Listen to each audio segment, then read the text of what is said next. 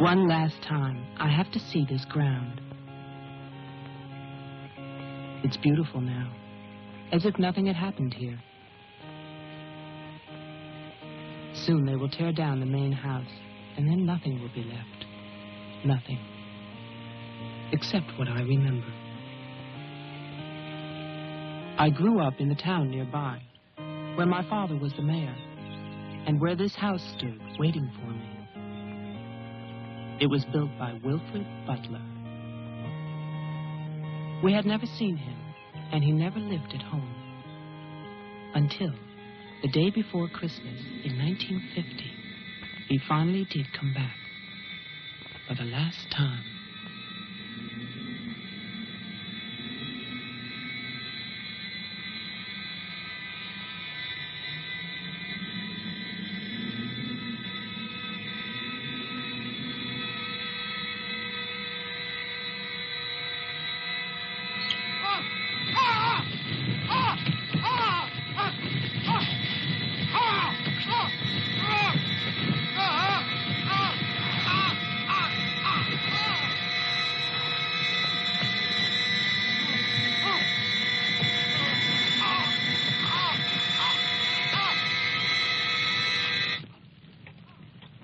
All of us believed that his death was an accident. No one knew that another person had come to Butler House that Christmas.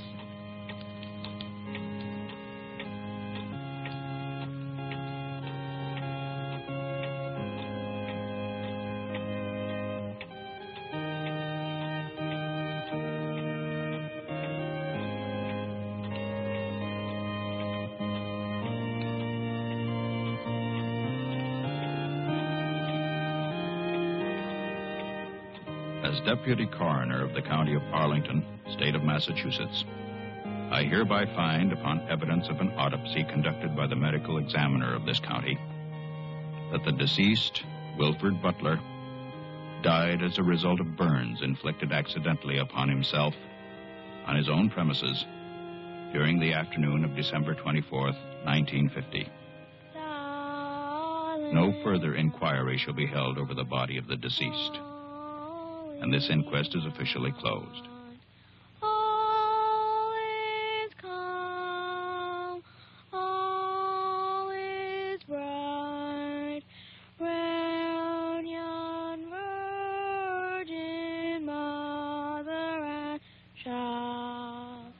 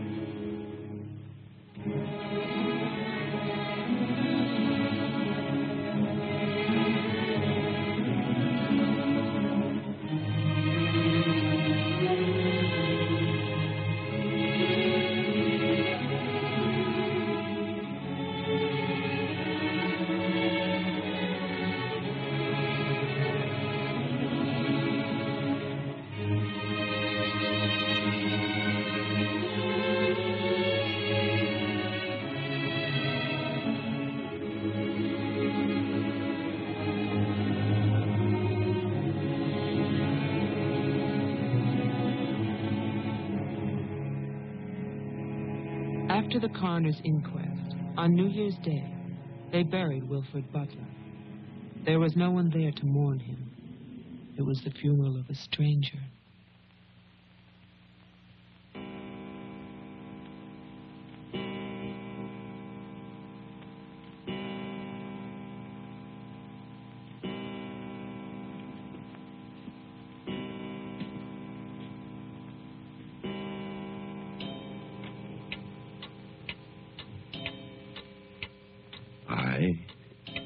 Wilfred Butler, being of sound mind and body, at least what the world considers sound, do hereby leave my house and its grounds and all personal effects within that house to my only surviving relation, my grandson, Geoffrey Butler. And I solemnly charge him with one duty. Let him leave the house as I left it, standing untouched to remind the world of its inhumanity and cruelty. For 20 years, that house lay empty, exactly as Wilfred left it. And then, last year, rumors began that it was finally being sold. The newspaper story traveled through the county to a state hospital for the criminally insane.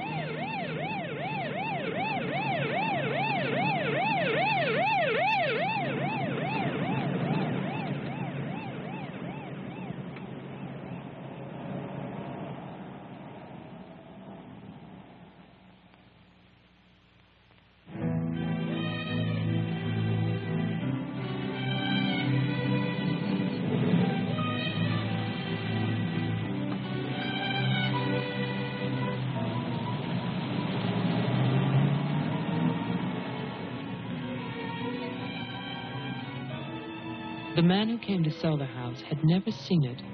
He was a lawyer from the city, just doing a job and enjoying it.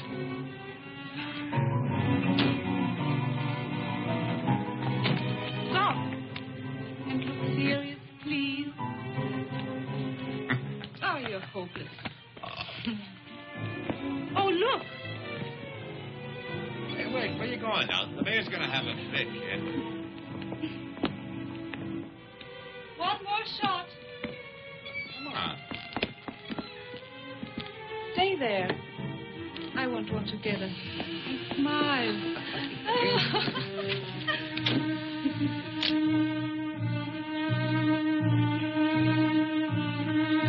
For all the news as it happens, stay tuned to WLIX, your voice of the Northeast. This is Roger Fowler with local stories. First, today's headlines. A warehouse fire still rages in Elizabeth. Police suspect arson. That escaped inmate at Margaretville State Hospital still at large, still hunted by state police. And over in Roxbury, the city passes a controversial housing code.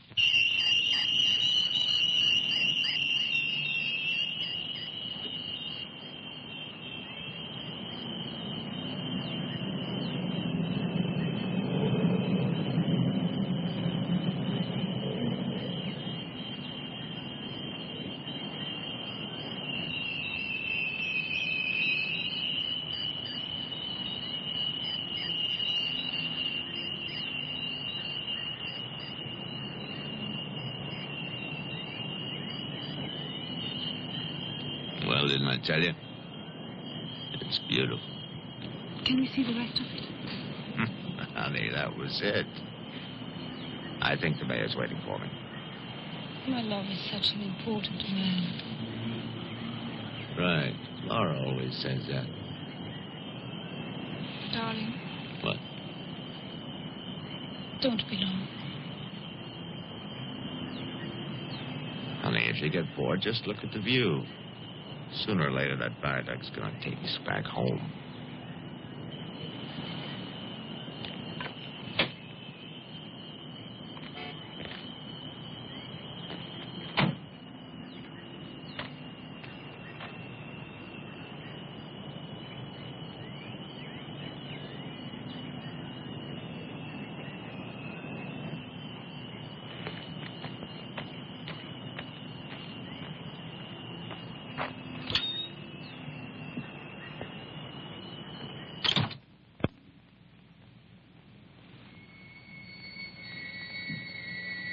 Mr. Carter. Mr. Mayor.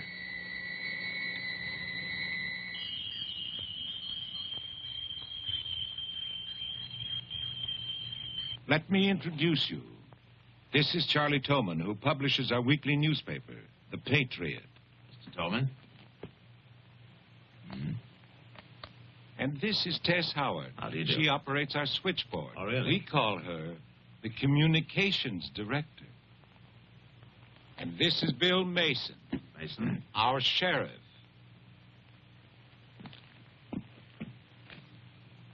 Won't you sit there, Mr. Carter, at the head of the table? Thank you. I didn't expect to meet you all together. It's quite a reception.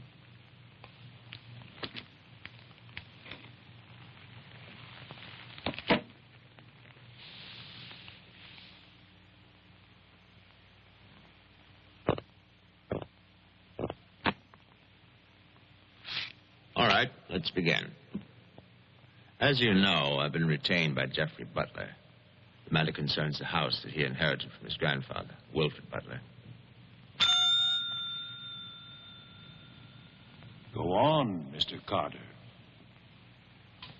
I believe that you offered to buy the house for my client. Offered. We begged him. We wrote letters That's and we... enough, Tess. Well, it's true. Trouble. There's always trouble. I can sympathize. I spent the last 20 years and more driving people away from there.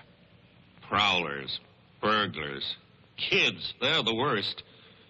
Chasing for nothing because of that will. That drivel about humanity. No. Inhumanity. What the hell is that, huh? Yes, well, he was a bitter man. Hate. It must have been very hard. It must have been hate.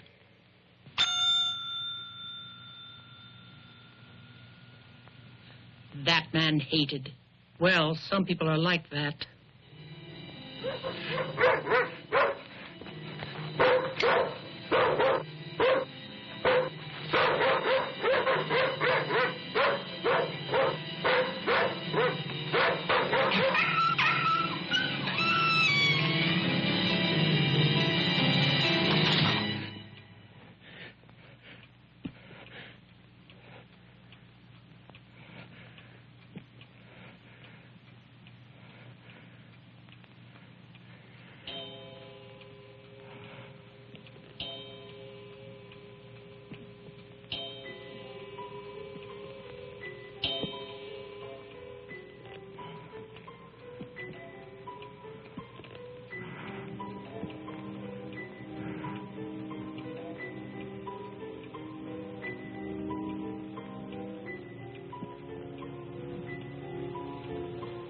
The question is, well, do you still want the house?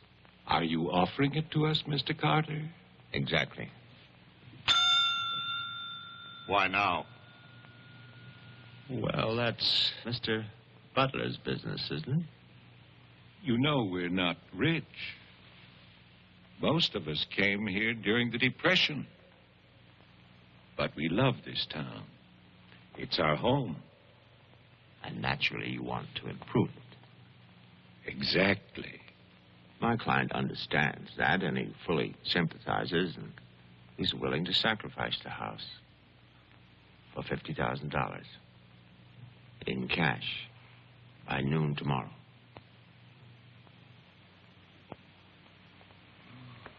That's an awful lot of cash. It's also an awfully good bargain. You could go to Wilton. You could go now to the bank. Am I clearly understood? All that cash. Perfect. I'll wait for your answer till tomorrow. You're spending the night here? Yes, May I ask where? at the Butler House. We could put you up at the motel as our guest. No, the house is fine. The Paradise Motel. That's very kind of you, but I'm meeting Mr. Butler about some personal items. You want a phone. I can reconnect the line. Don't trouble, please. No trouble. You need a phone. Don't want to be stuck out there. Mm-hmm. Well, you've convinced me. Thank you. By the way, have you known Mr. Butler a long time? No, I've never met him. He called me and asked me if I'd handle this for him. I said yes. He had the key delivered to my office. Mr. Mayor, Sheriff, Mr. Tolman, Miss Howard, see you all tomorrow. In fact, I'm looking forward to it.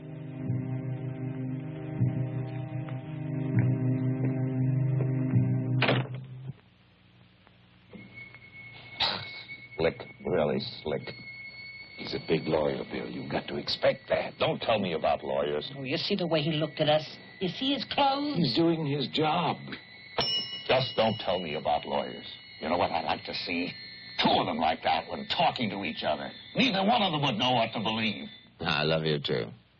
Honey, when I get home, I'm going to have a nice surprise for you. Oh, no, I can't tell you what it is now. It wouldn't be a surprise, now would it? No, I can't come home now, but it'll be very soon. Very soon. Honey, of course I miss you. Yes, I miss Mommy, too.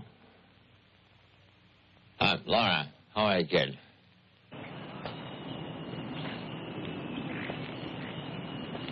So I'll call tomorrow. No, I want to call. I want to talk to Jenny.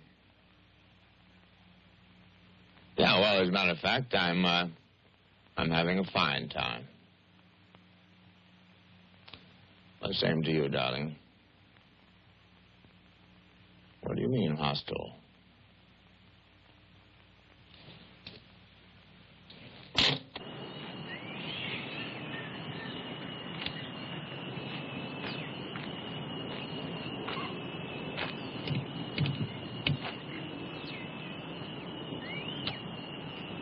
I was wondering, if we get it, what then? Tear it down. Okay. I'd better get going. Do me a favor, Tess. Call Diane, tell her I'm to Wilton, and I'll be back late.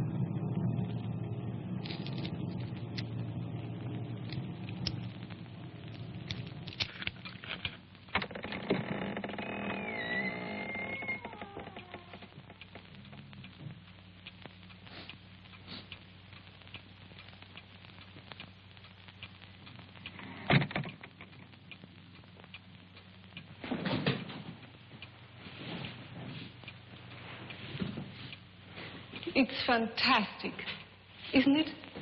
Yeah. Butler wasn't kidding. Nobody's lived here for years. That would be such a waste.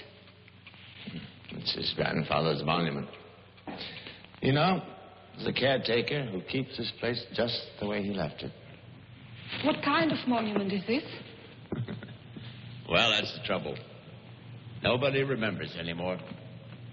That's what usually happens in America. I remember this. And he walks with me, and he talks with me, and he tells me I'm his own. And he walks with me, and he talks with me, and he tells me I am his own, and the joy he shares as he's carried there. You're not serious. You used to hear that at funerals. At funerals? Yes. I was a kid in Chipley, Georgia. There's also Chipley, Florida. But they have both been subsequently eradicated from the map. None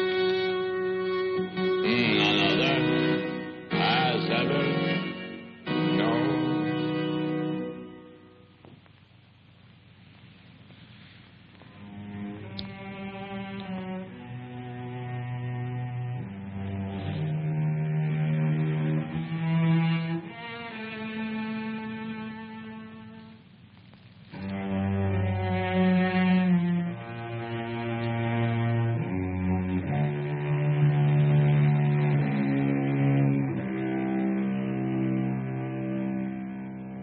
The only thing open was a delicatessen, so I brought you pastrami, salami, potato salad, macaroni, everything you like. I'll have bologna. And macaroni. No, some of that potato salad. Did you pick the wine, too?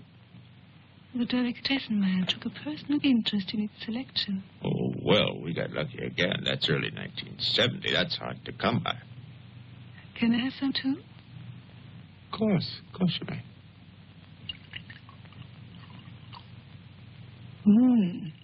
Thank you.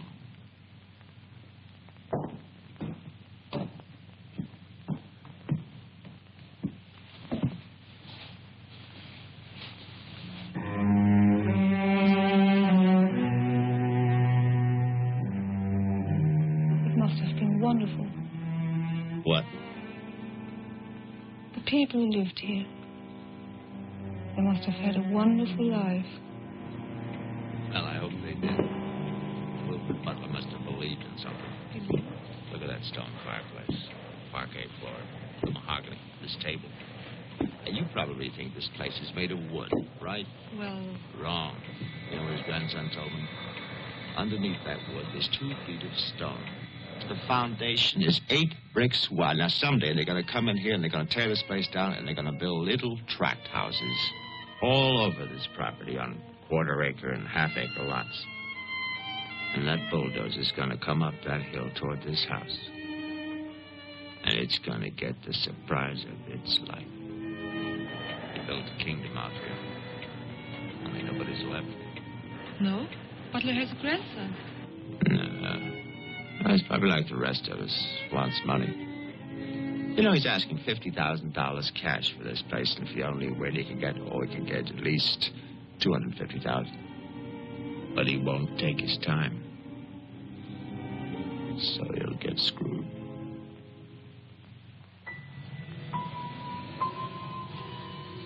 Do you want to go upstairs now? Soon.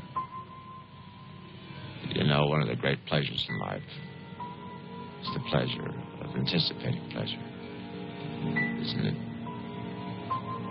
We are very close now, aren't we? Sure, honey. Very close.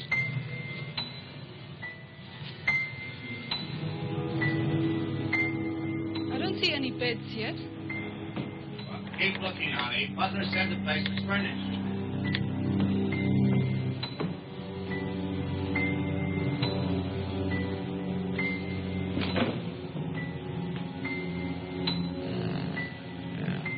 It's furnished.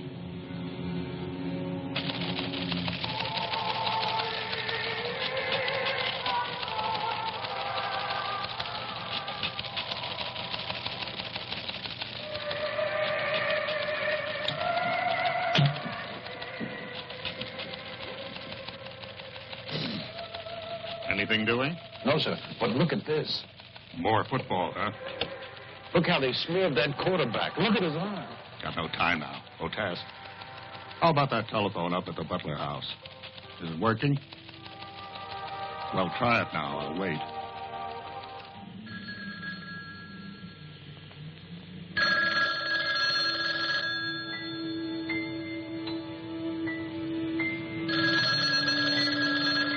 Hello?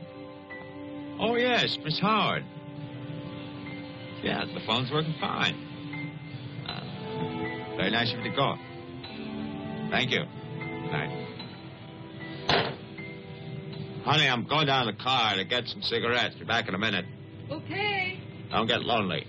No.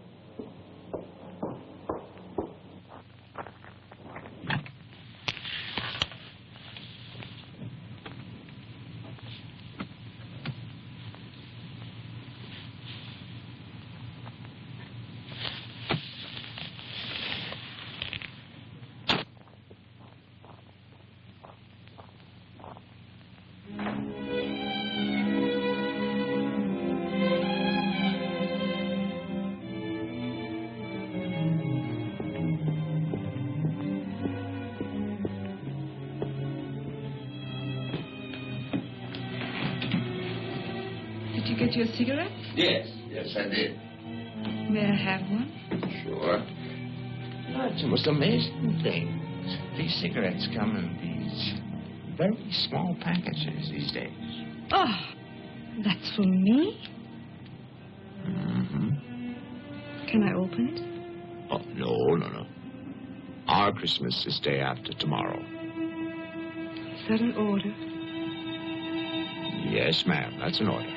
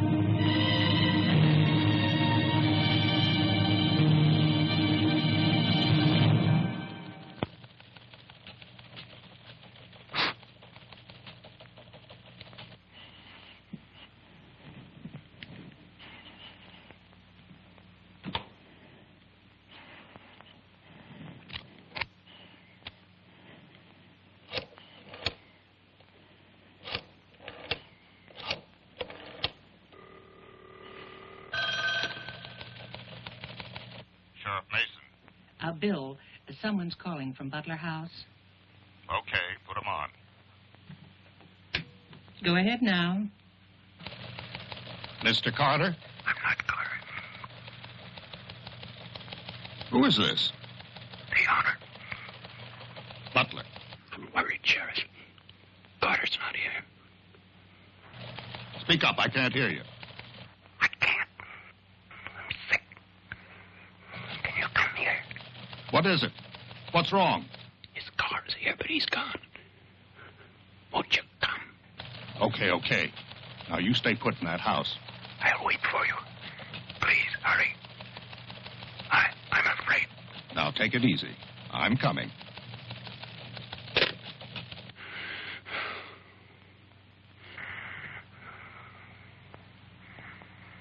Mr. Butler, are you done? Tess, I have come back. What's that? Tess, I want to see you again. Hello? Who is this? You know me, Tess. It's Mary Ann. Tell the mayor. Tell them all. I'm waiting in my father's house. Tess, it's so lonesome here. Don't be long. Hello? Hello? Hello?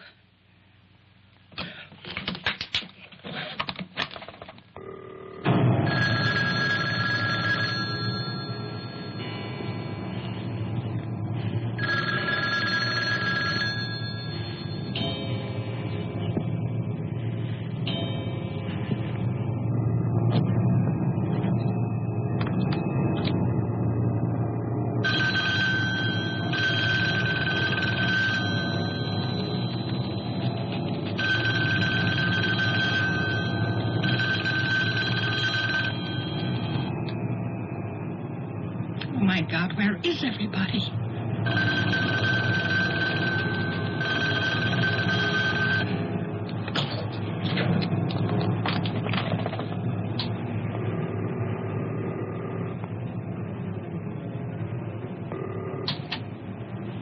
Hello? Oh, Maggie, thank goodness. What is it, Tess? Something's come up. Something urgent. Can you start early? Oh, honey, I'm watching TV. Maggie Daly, you get yourself over here. What is it? Just get moving, Maggie. Just please hurry.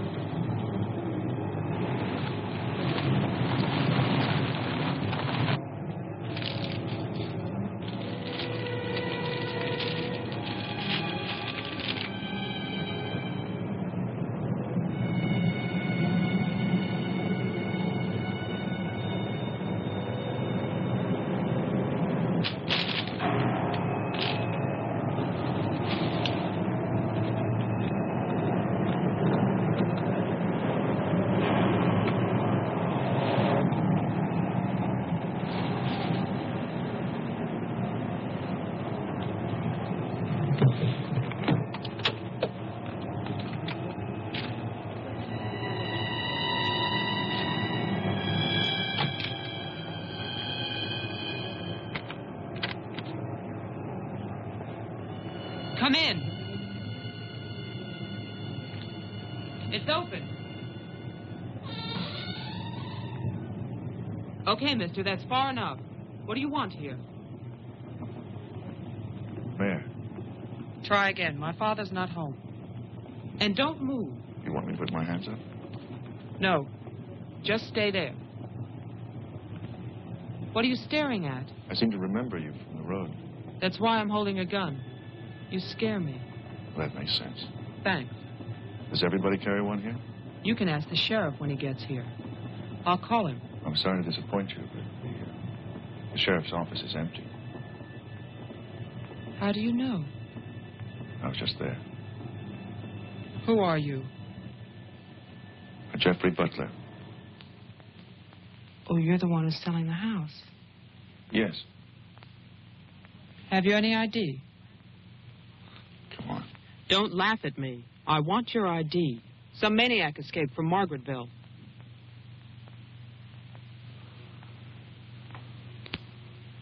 Okay.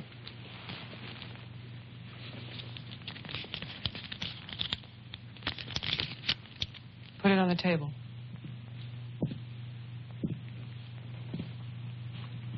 Now go back.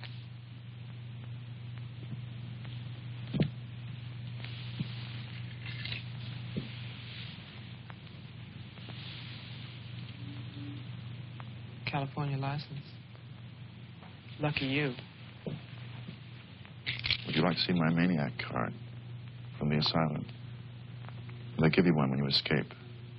There's a big scarlet M on it so people won't get confused. Okay. Look, I'm sorry about the gun. My father's in Wilton getting your money. All I want to do is to get into my house. The sheriff's deputy might have a key. He's about the only one I know of. Well, where's he? You go down the road about 1.5 miles till you come to a white house with a white fence, and then you can't miss it. Thanks. That's okay. Merry Christmas. Same to you.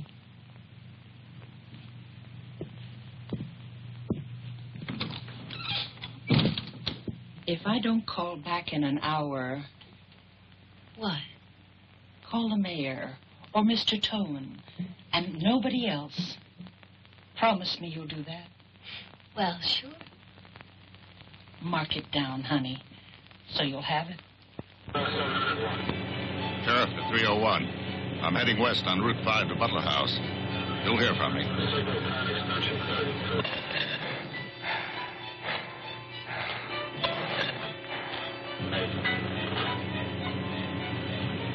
What the hell? That light out there.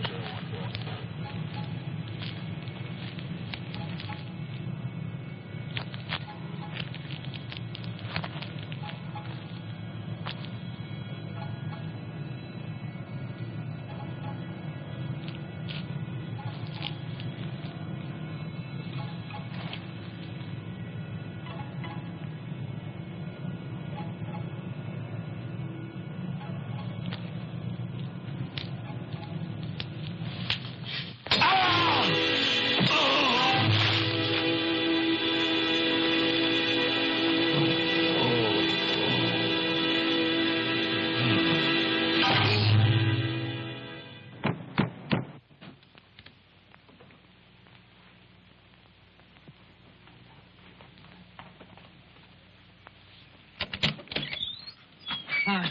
Hi. Did you find the deputy? No, I wasn't there. Oh. I was thinking, isn't your lawyer supposed to be at the house? The door was locked. His car was there, so I borrowed it. You mean you stole a car? Yeah. Keeping it warm. What if he needs it? Let him find me. Who's coming to dinner? Oh, Daddy. We always have dinner every Thursday. Do you want something? No, I ate Paradise Motel. Yeah, I know. It's awful. What about a drink? Yeah. It's cheap bourbon, but that's a big favorite around here. Would you want ice? No, straight. You look tired. I am tired. Well, here's to a fast dollar. Cheers.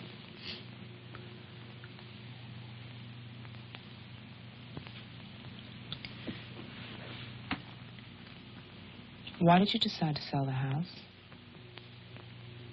Needed the cash. After all these years? I need it now. Huh. What's it like on the inside? You know, I've never seen the inside. When I was a child, my father told me to stay away from it, or something terrible might happen. Sort of like a haunted house. I haven't seen it either. You're going to sell it? You've never seen it? Yeah. I don't know. It's too bad. It's about the only place to see around here. Oh, I forgot. Someone keeps calling with a message for my father. She says that she's waiting at your house, in the reception room. What woman is waiting in my house in the reception room? Oh, I don't know. It's not a voice that I know. I better go on. Can I come too? What for? I'm pushy. I suppose you'll be going back to California soon. California? You said you lived there, remember? No, I'll be traveling. Jeff, look. It's the sheriff's car.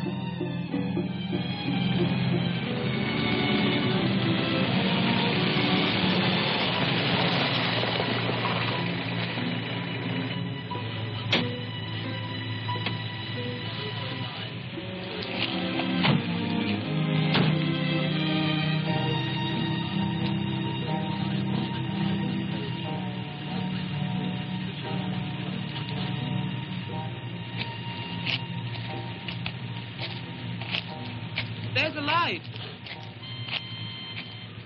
Look at that tombstone. Pretty cheerful. Who bears the cross shall wear the crown. Wilfred Butler. My grandfather. Oh.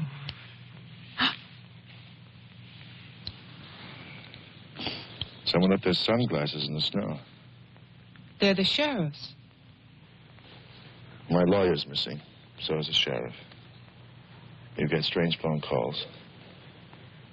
And now someone's fascinated by my grandfather's grave. Let's get out of here. You still want to go to my house? Yes. But I don't want to go alone. Listen. I'm not nervous. Well, of course you're not. Oh, it's the cold. I'm shaking from it. Let's get out of here. Okay. We'll get help in town. It's 10 minutes' drive.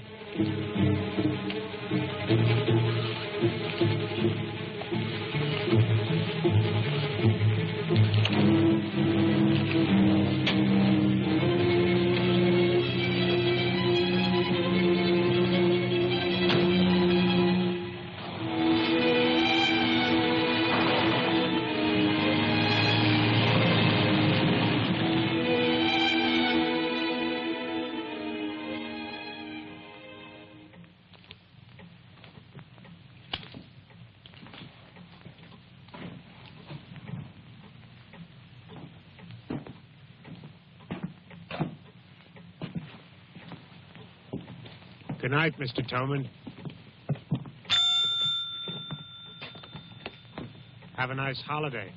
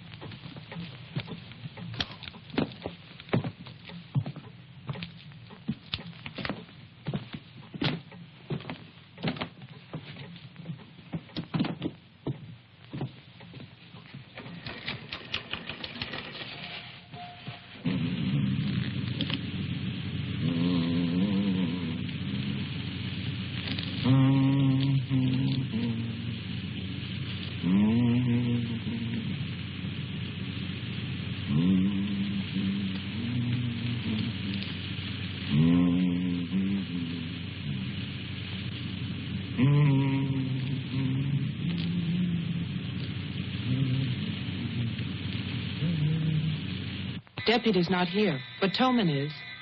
Who's Tolman? Come on, you'll see.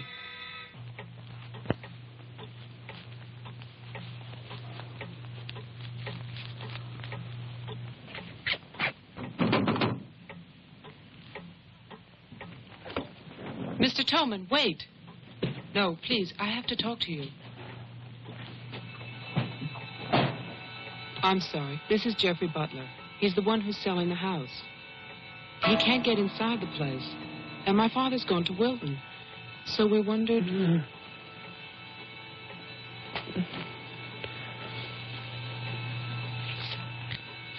Anything wrong? He'll tell us. Tess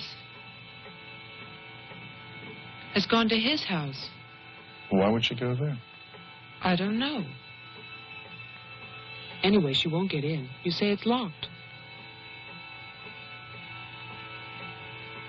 He says she hates the place. Would you like to drive there? Diana could stay here, lock herself in. I need a key.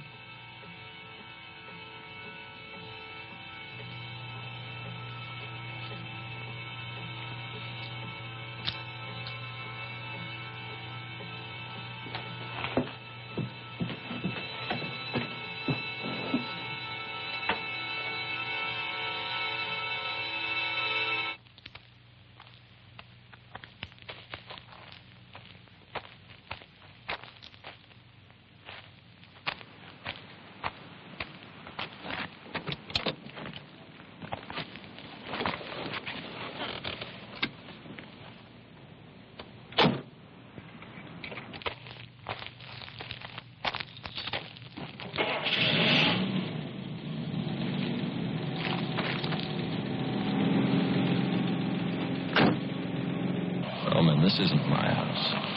It's Tess's.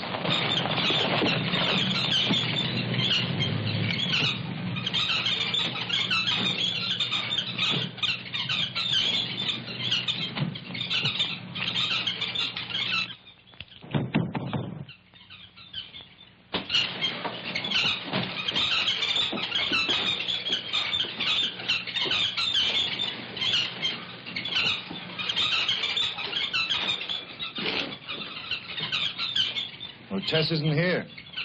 Are you satisfied? She must have gone to my place.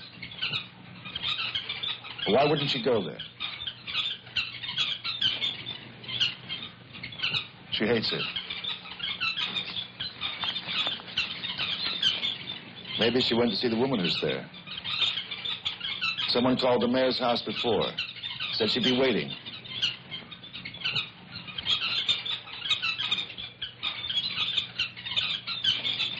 What is it?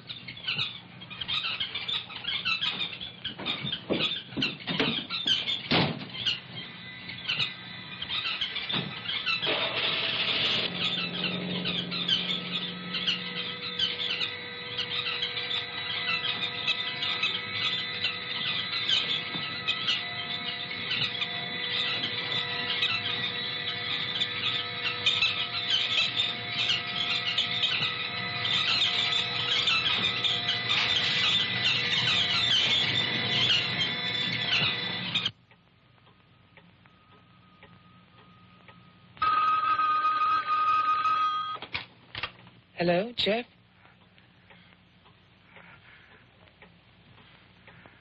Hello? Is anybody there? Who is this?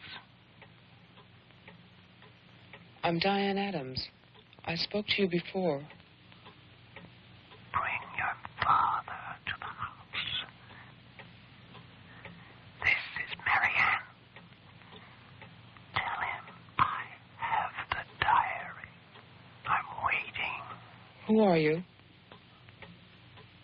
He'll know. Christmas Eve, 1935. Hello? Hello?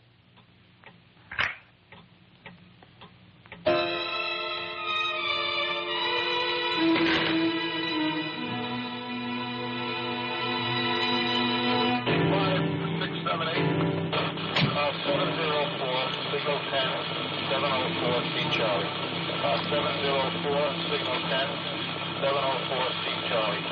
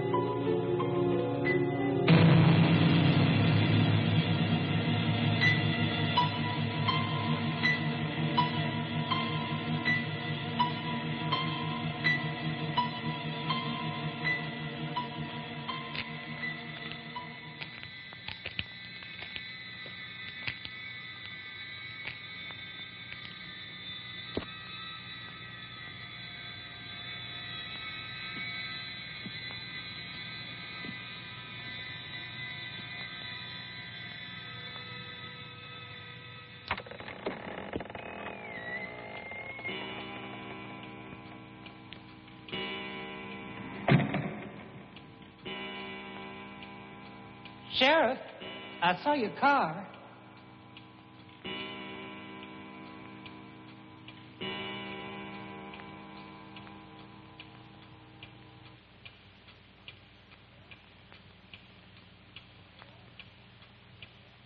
Bill? Is that you?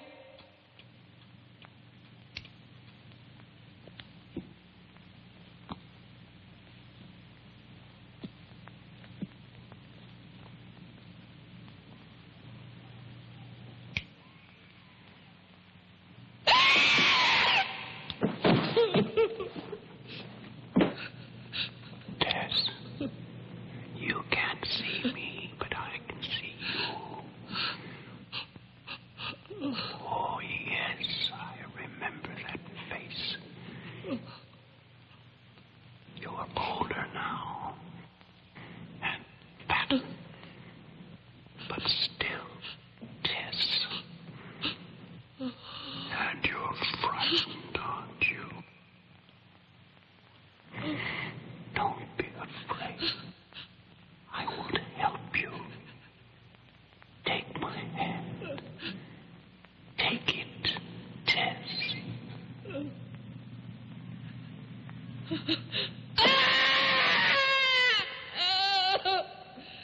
1920.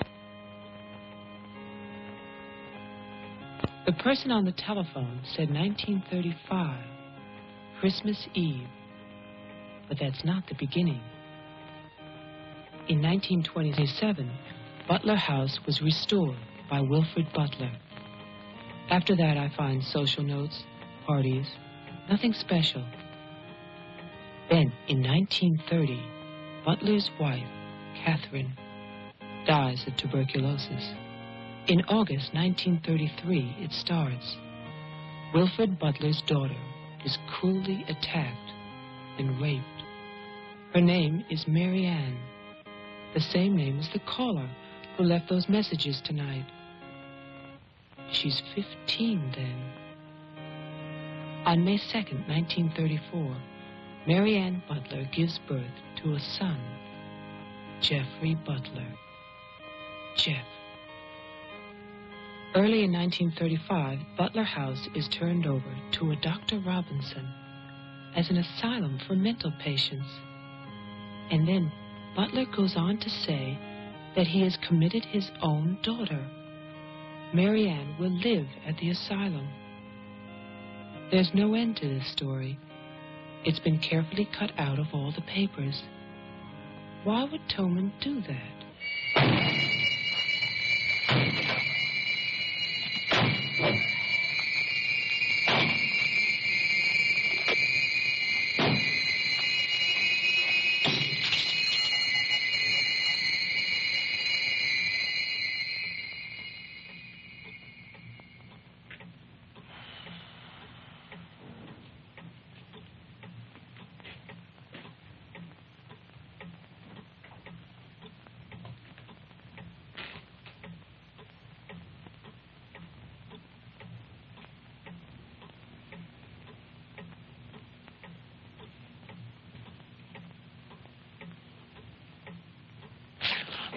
scared me. Oh, what happened? What happened is, Tess has 40 bird cages. Tolman is hysterical. Everybody's at my house but me. It's cold outside, and you forgot to lock the door. Joe, how old are you? How old am I? You mean, how many years have I lived? No. There's a lot in the paper about your family. I don't want to talk about my family. Wait a minute. There's a woman calling, and she says her name is Mary Ann. That was your mother's name, wasn't it? My mother died in childbirth. That's when I started traveling. It's not what the papers say. What's your point? I just thought that you should read something for your own good. Nothing you could tell me about my past or future would be for my own good.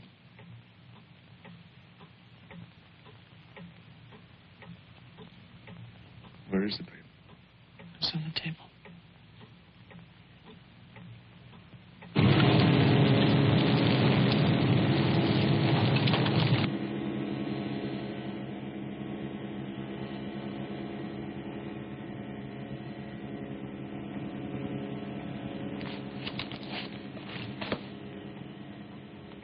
It's so stupid to lie. I missed the whole event. Jeff, maybe your mother's still alive. Maybe she's waiting for you at the house. I don't know.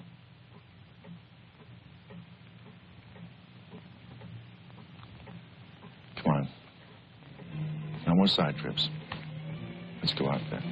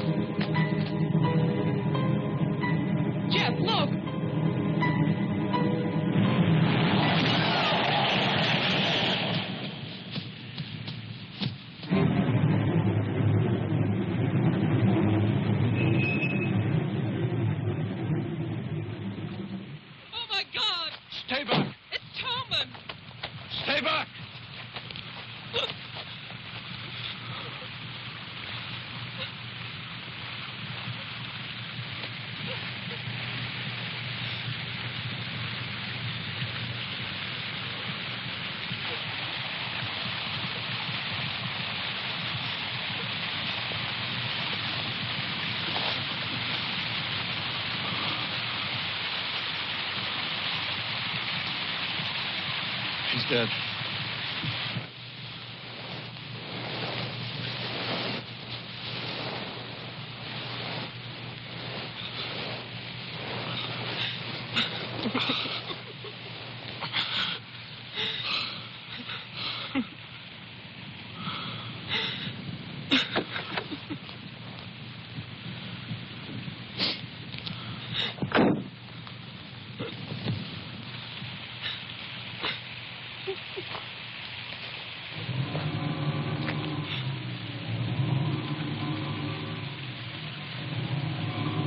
His hands. Somebody cut off his hands. You killed him. You killed Tolman. He's asking for help. You killed him. Get in the car.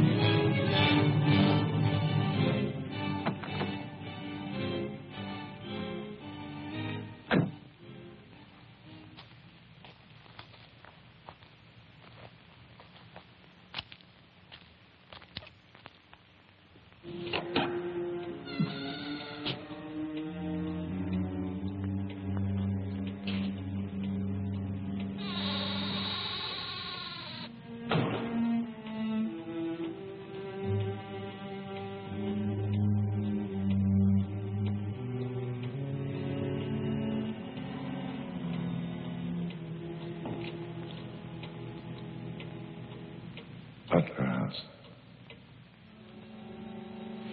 The keys. He took them.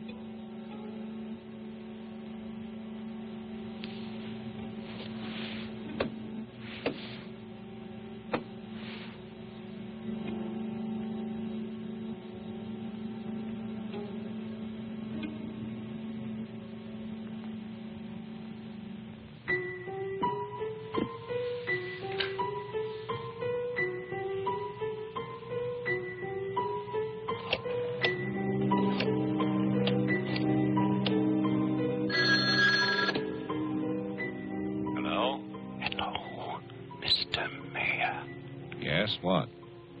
This is Marianne Butler. I'm calling from my house. Won't you come over here, Mr. Mayor? We're having a reunion. Everyone's here, even your daughter.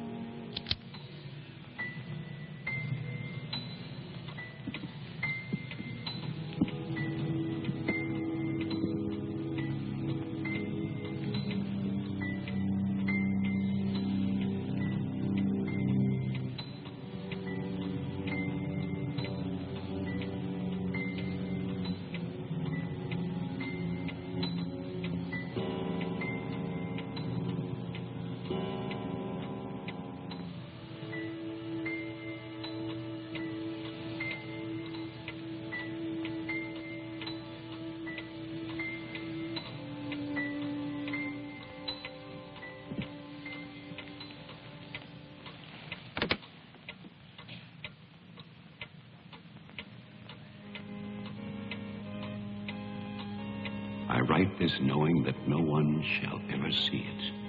Not my beloved daughter, or even my grandson, Jeffrey. I write for myself in the hope of forgiveness, if that is still possible. And I write for you, Marianne, whose youth and innocence I have destroyed.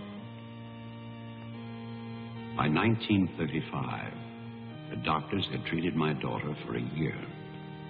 I had believed they could cure her. The child, Jeffrey, was taken from us and sent to California. I turned my house into an asylum. I brought doctors to live there. I welcomed other patients. Useless. All of it.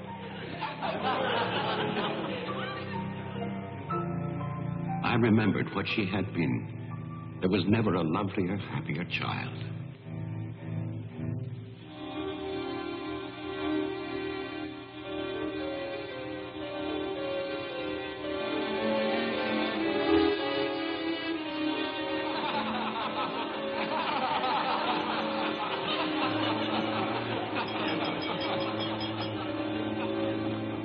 Ladies and gentlemen, now quiet, please. I propose a toast. Doctor, please. By Christmas of the first year, I knew that I must act, not for myself, but for my helpless child. Led him to create this institution. Our friend.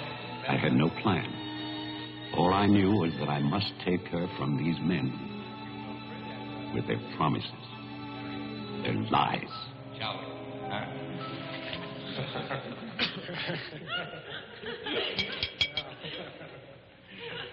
For he's a jolly good fellow, for he's a jolly good fellow, for he's a jolly good fellow, which nobody can deny, which nobody can deny, which nobody can deny, for he's a jolly good fellow, which nobody can deny. I knew that they would gorge themselves into a stupor that afternoon. It was their celebration. I expected no less. Since they had come into my house, they had acted as if they owned it. They had behaved like poor relations, half guilty, but finally unable to control their appetites.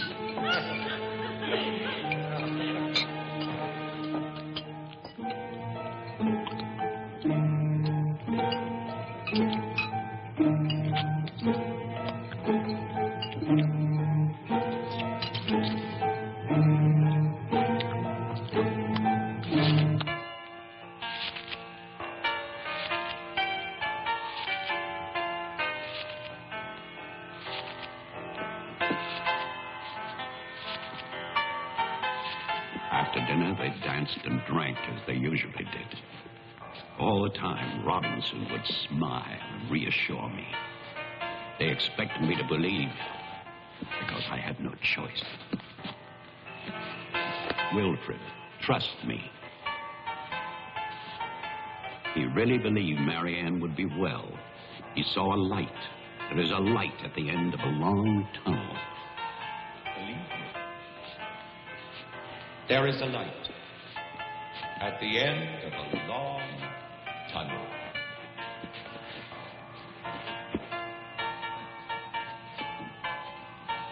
Stay here, Doctor. I'll get more champagne. He was ready. I knew it. Drunk and fat and full of his own importance. I left then.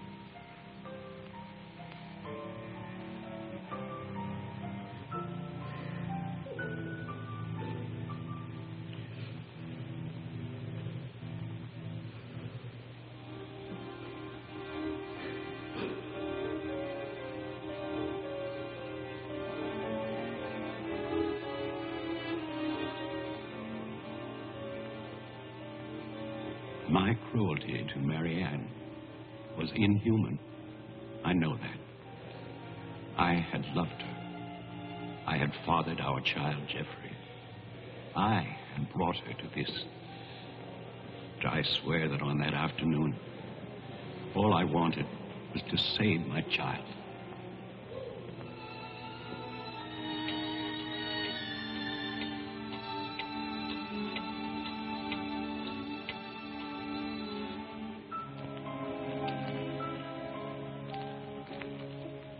My hope was to get her away from that house. But also, I wanted to set free those other wretches who had so long been abused by the doctors.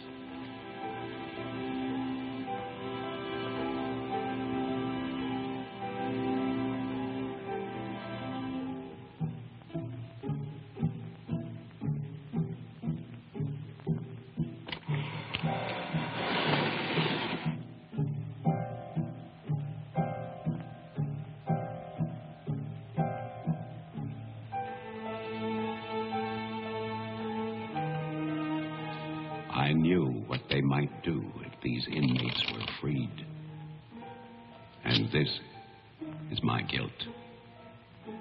I knew.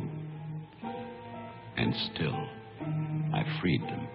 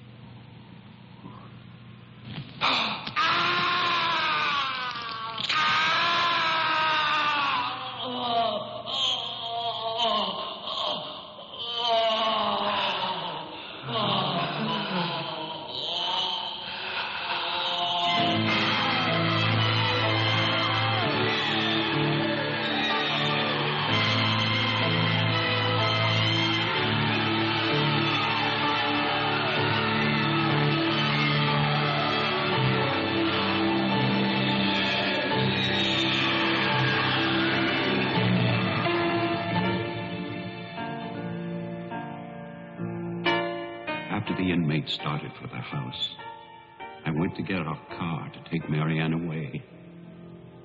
I do not know exactly when she slipped away from me. I assume that when they saw her in the dining room, the inmates believed her to be part of that household which they hated. And so, they killed her. Later, there was a celebration. And then most of the inmates fled. I don't know where.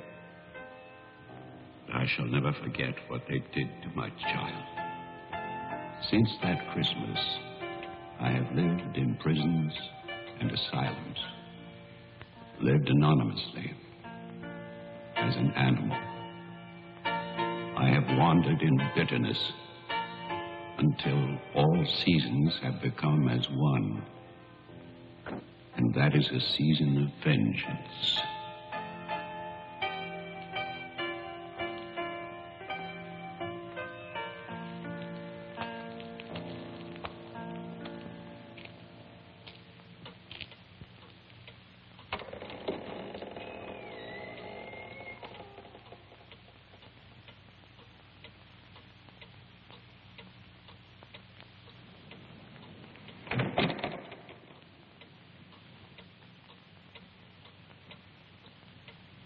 Jeff.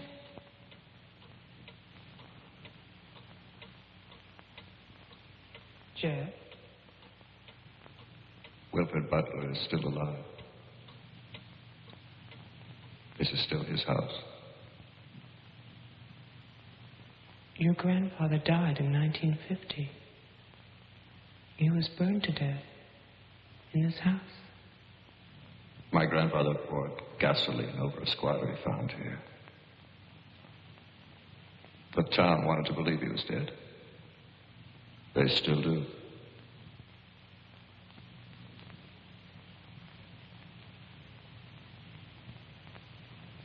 This house was an asylum.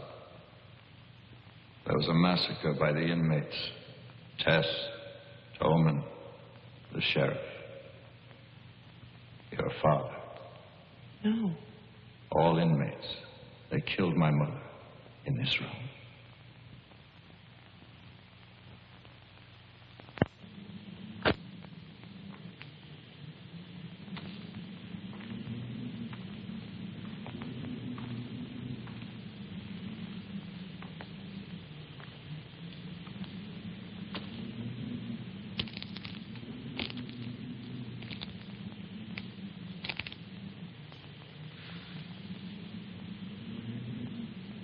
Who's that? Who's there?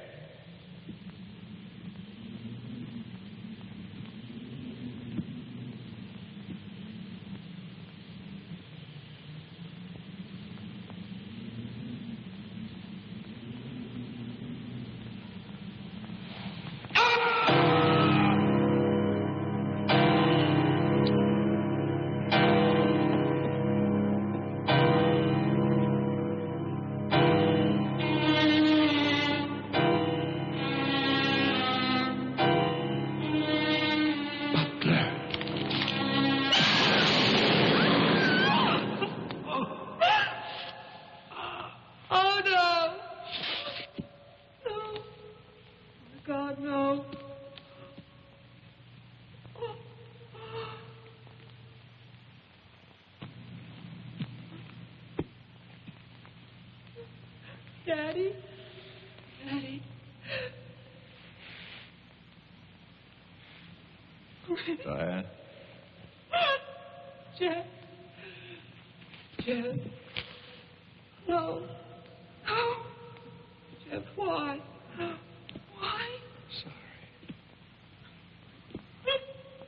Marianne.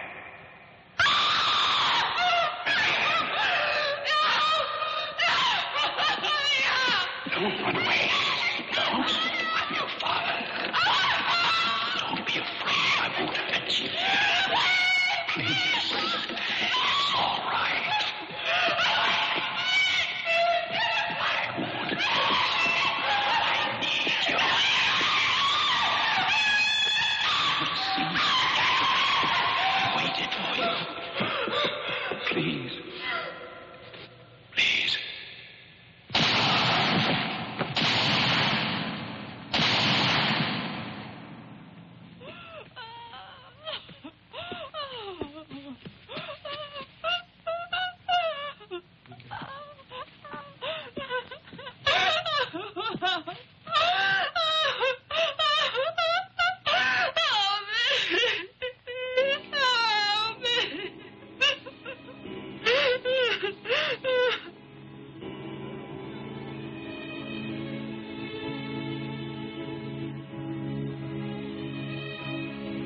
I spent that night weeping. By morning, there were no more tears.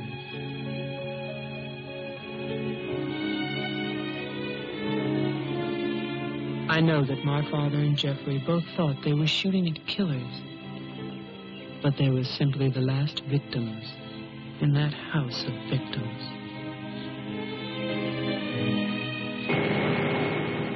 And now, a year later, they will tear down Wilfred Butler's monument.